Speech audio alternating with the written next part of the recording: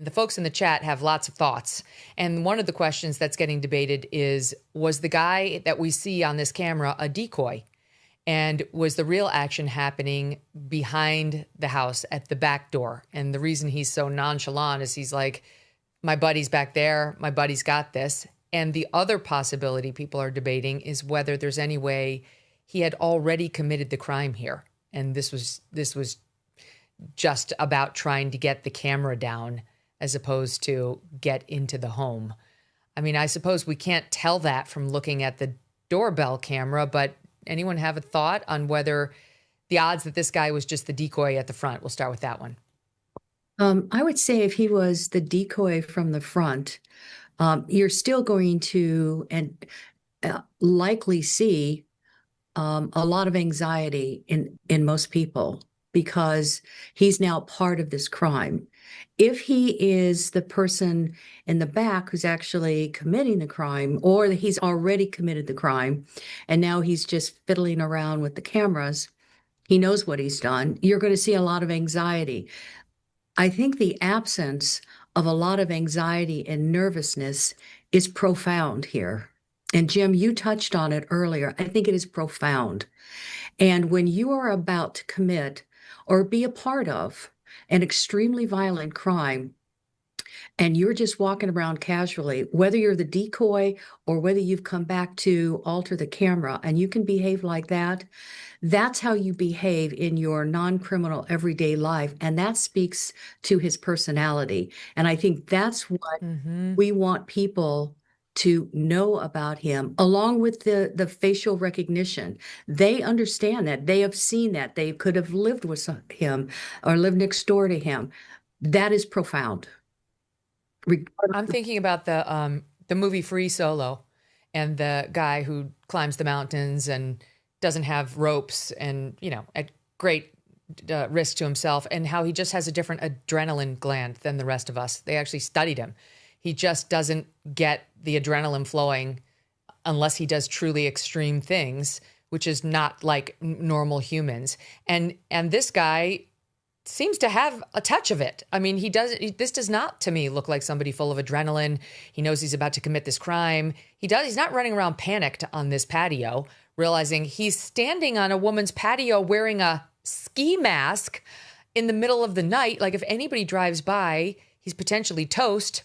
He doesn't seem perturbed about it at all. Jim, you were going to say a minute ago what people need to look for right now. Like, this is a real person who's out there right now, and there might be clues in his behavior. Yeah, and look, we've said from early on, Megan, that we can't rule out more than one person involved in this. There's a car involved in this. We can't see this in any of the videos that have been released so far. Is there a driver in there waiting for that? Did something happen at the back door? As complicated as this case is, in many times, even working other complicated cases, and I worked some of them with Mary Ellen back in the day, sometimes, Occam's razor is really what applies here. And we can go overboard with all kinds of conspiratorial elements to it. Simplest answer is the one. Exactly. And so at least one guy here, perhaps with someone else in a car, perhaps not. And then they take her to some other location. And that's the second. Well, that would be the third crime scene. The car would be the second. So we'll see where that goes. But that, of course, that can't be ruled out. But I just, as we profilers know, and we've been trained this way, and we now impart this knowledge to other folks doing these type of work, is, what's important is pre-offense behavior, of course, the crime itself, and post-offense behavior. And each of those could have categories to them in terms of what they've been doing all along. And basically, even before this crime, I'm talking right now to the people out there who are listening, and you have a really big audience, Megan. So I know a lot of people are going to be watching and listening to this. Someone knows this guy, and they have possibly for weeks, months, or years. They're related to him. They're married to him, something like that. This guy clearly was free. So look at the video, and I'll let others out there discuss height and weight and build and all that stuff. The way the guy carries the gun, I think Sigmund Freud would have a field day with how he has the gun right, sort of in front of his crotch area. Or in his crotch. Yeah, but that's for someone else to go. But before the crime, he's distracted. He's busy. He's sort of self-absorbed. Hey, leave me alone. I need some time here. He's on the internet a lot, and of course, he's making these purchases. In the old days, it would be in a store, you walk in and buy stuff. Nowadays, no doubt, Amazon or some other service. Does he have money issues? Does he complain about money? Does he have some sort of resentment towards? And again, we're not sure this is about the money. So I'm saying possibly the money issues, or does he have some resentment? Does he always watch the Today Show with Savannah? And is that some fixation he always had? Would he yell at the screen when she would say something? And we're familiar too on this panel with erotomania. That's a condition in the DSM, the Diagnostic Statistical Manual that psychologists use and psychiatrists. You know, that's a condition of stalkers, and there's different levels of that too. They think you have a love relationship when they've never met you. And I've worked a few of those cases over the years. I know all of us have here, and I've actually been I've been sort of targeted myself in that regard. Handled it, accordingly. Megan, I no doubt you too. So that's pre-offense behavior. Yeah. Post-offense is, his schedule is amiss. He hasn't showed up for work. He hasn't showed up places he should be. Very quiet, very isolated at this point. That is, if he still has Mrs. Guthrie's or not, we don't know. But certainly he'd be paying attention to her at least twice or three times a day. He'd have to visit her. And I'm going to the assumption she's still alive. So he's being very careful. I don't know if he's on email doing these types of email sending off. I think that's someone else. As I said the other day, the guy that steals your phone on the subway is not the one that makes money off selling it to some place to get the material out of it. He just gets his quick $50. Is that this guy's role, or is he just doing this strictly for anger and some kind of frustration? The last part here, now the video gets released about 25 hours ago. He all of a sudden gets frenetic. So whatever this guy's odd behavior was before, if you're around him, things changed.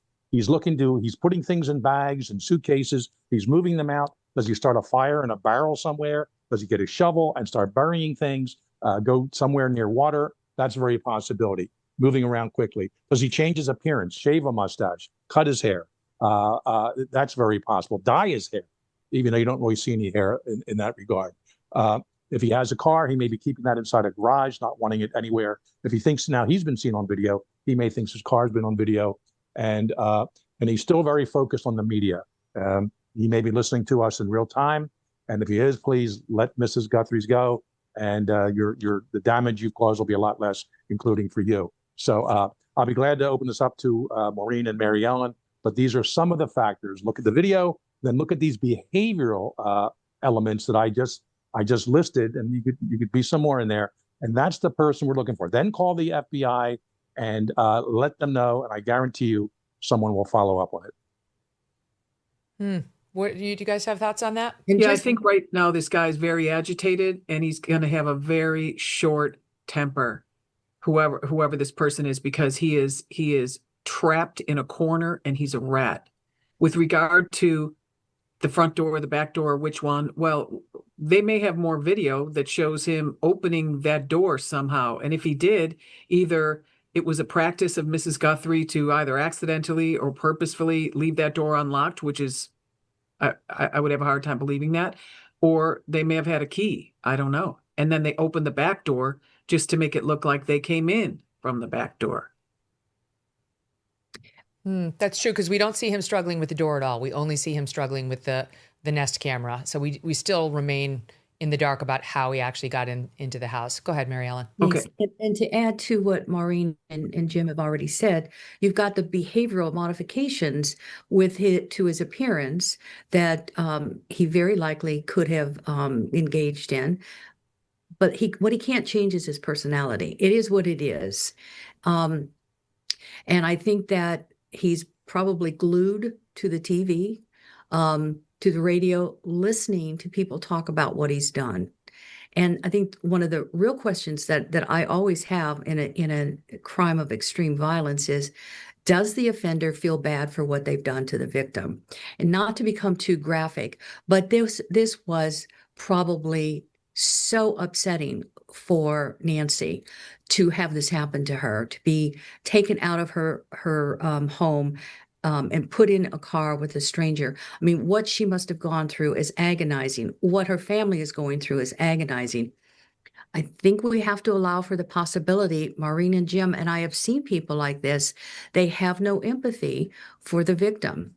And so you asked earlier about what he would think about somebody else being pulled over for his crime.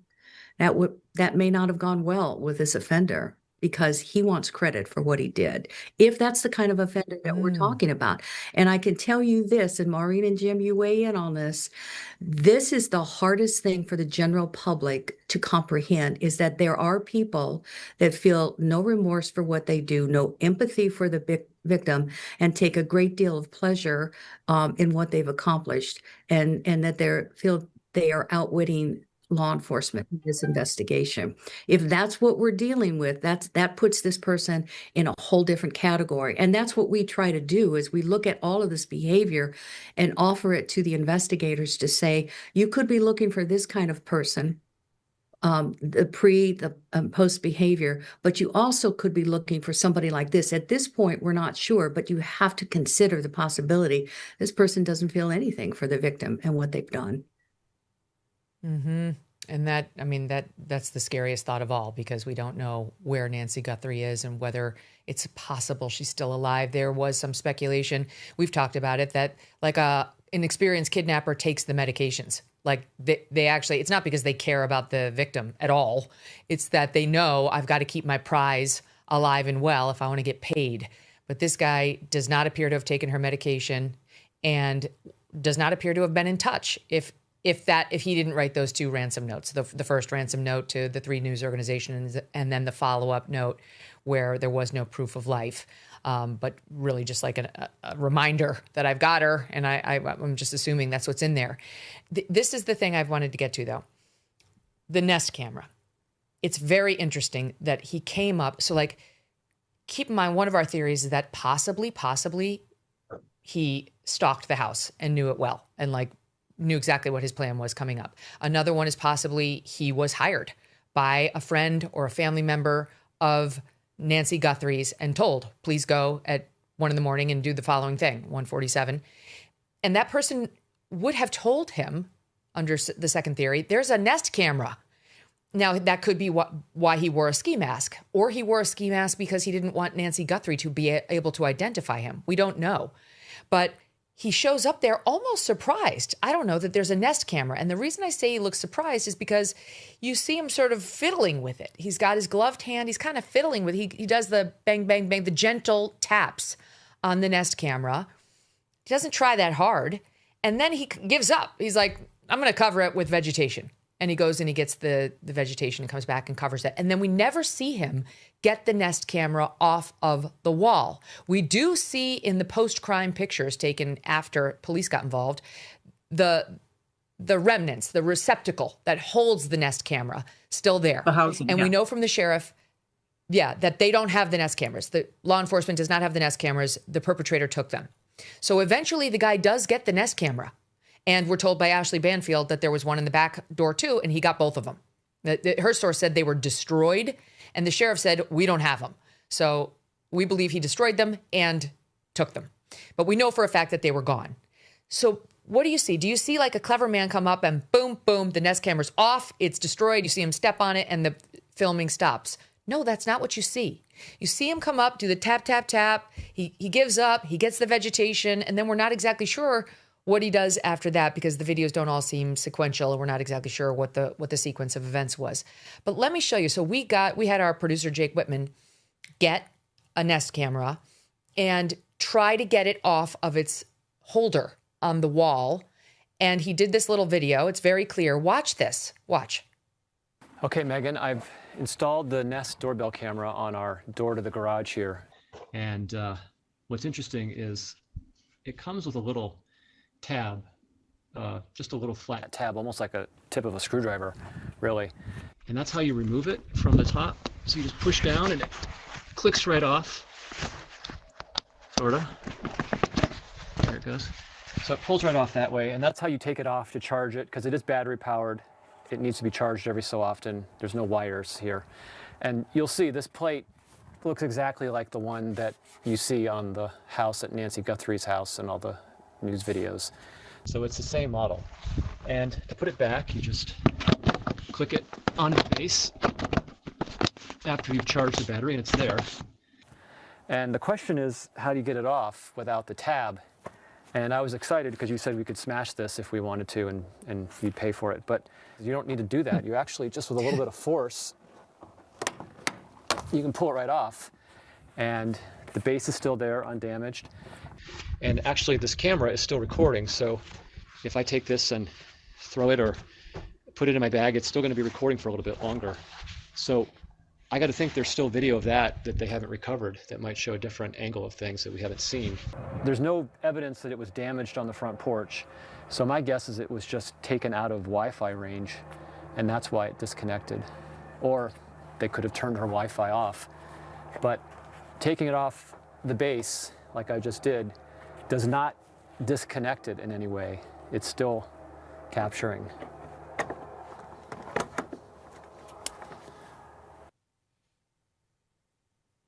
That's so interesting. So that's Jake Whitman. Great job there. Taking it off the base is easy and does not stop the filming. And anybody who knows the Nest camera should know that if you have this little key, it's the size of like a key a girl might have for her diary for the listening audience. It's small. It's like an inch large. It pops right off. And so it would take nothing for like an experienced burglar or kidnapper who's by this point probably familiar with Nest cams to know, oh, all I need is this little thing. It's off. And you don't even need this. You saw Jake just wiggle it a little in its cradle and it came right off. So what, and it's small. I mean, you have it, it fits right in the palm of your hand. And then we can talk about what happens next, because there's not an on-off switch, guys. Getting it off is not enough. Getting it off, it should still be rolling. And there should still be images of the guy getting it off, which maybe Cash has and just hasn't shared. But what does it tell you, just so far, I'll stop it there, that he didn't seem to know how to get it off. He tried. He did the wrong thing with the fist, and seemed to be a bit of an amateur there. Go ahead, Fitz. Yeah, real quick. The audio from your producer, Jake, was that from his separate mic system, or is that some from the Nest camera? There is audio to these cameras too. I think that's separate. We're going to ask. I'm guessing it's separate. And he did tell me that that this thing has audio, but the default setting from the factory is no audio on. So you'd have to go into the system and turn the audio on if you wanted that, which the odds of Nancy Guthrie, Well, she didn't. knowing how to do that. I mean, I guess she could have told the Nest camera installer that she wanted that, but we didn't hear audio in what the FBI released. So I'm just going to guess there wasn't any. Keep going. Maureen, we talked during the break, and you have some insight about these cameras. I think that was great for your audience to put that up there, Megan. A good idea for your team's part. Maureen, I'd be curious to hear some of what you were telling me over the break. Okay, great. But first, Nancy didn't install this, and whoever this person is did not install this Nest camera, or he would know what you just explained to us. But I have a very close colleague that I work with on my team all the time, and he is an IT genius. And he said that with regard, Megan, this is with regard to how the FBI extracted this data back after people thought it was gone. Would you like to go into this now, or would you like to finish with? Yeah. All right. Well, let's finish with it. Let's finish with it, because, by the way, Jake is telling me now that the audio was both. When we were watching the Nest video of him, the audio was playing from the Nest. And when we were watching his nicer video of like more color shots, it was Jake's audio on his mic. So in other words, you can get decent audio from Nest. Go ahead, Phil. Just real quick, and I'll get back to Maureen, but can you imagine if he took those with him, this guy in the mask, and he's someone in the car, or he starts talking to himself, still within Wi-Fi range of the house, what valuable information that could be on audio. But yes, if the crime. Well, the crime itself too, of course. Which this is all the crime. But wait, but here's why I raised that. Here, it's not just for fun. So we're going to do an experiment here, not just for kicks, but because what did we see in the Brian Enton video of the front stoop? We saw that the vegetation and the blood was still there. Mm-hmm. They did not clean it up. Mm-hmm. What didn't we see? A smashed Nest camera. He probably We put it did in his not see pocket. any pieces of Nest camera smashed in the front or the back. And actually, so we're just going to see, I mean, just to see. They brought me a little cutting board. They brought me a hammer, and I am going to try to hammer this Nest camera just to see if it's hard. All right. So I have a hammer. I'm going Be to smash careful. this Nest Be camera. careful, Megan. I will. Do you have glasses? But just to see if it's easy. Do you have glasses to put on? Do I have what? Do you have glasses to put on in case the I'll wear my shard reader glasses. Yeah. I'll wear my readers. Yeah. Okay. Put a flashlight in your mouth and protect a mask, and you could. Yeah. Okay, here we go. No, it's not that easy to destroy. But the camera part's There, probably now easy. I've destroyed the lens. Right. All right, so now I've really wailed on it, and there's just tiny little pieces of glass and shards, but the actual camera itself is still pretty much intact. I should have warned the listening audience that was going to be right by the microphone. My bad. Thank you. So it did take some effort, and it's possible he took this, you guys, but where are the remnants of it? And if the camera went out, and when I smashed it, we had it online just as an experiment. It went offline when I smashed it. Oh. So there's no remnants of it, however, and it's gone. So you tell me whether you think Kash Patel possibly has shots of this guy stealing it, damaging it, or whether the guy was so dumb he took it eventually, put it in that backpack, and possibly they have actual pictures of the inside of the house and what went down that are waiting to be retrieved by the geniuses at Google. Or the audio. Now, Or the audio. the question is, did your producers, I mean, obviously they were there when you were smashing it. Could the information that Ashley Banfield provided to you, that it was in fact smashed and destroyed, could that have come from someone who was knowledgeable of the fact that they had video or audio of someone smashing the hell out of it? That's a good question. International disputes, inflation, rising national debt, digital currency. There's a never-ending list of reasons gold has risen over 700% in the last 20 years. And a never-ending list of reasons smart Americans diversify a portion of their savings into precious metals with Birch Gold Group. Gold can thrive during uncertainty, which is why it's a crucial part of a balanced strategy. It gives you peace of mind, given all the events that could impact the U.S. economy. See if holding gold in a tax-sheltered retirement account is right for you. Birch Gold can help you convert an existing IRA or 401k into an IRA in gold. Just text MK to the number 989898 to receive your free info kit on gold. There's no obligation, just useful information. With an A+ rating from the Better Business Bureau and tens of thousands of happy customers, consider letting Birch Gold help you diversify with gold, so you too can have peace of mind regardless of the uncertainty. Text MK to 989898. Thanks so much for watching. If you like what you just saw, hit the subscribe button for more clips and full episodes.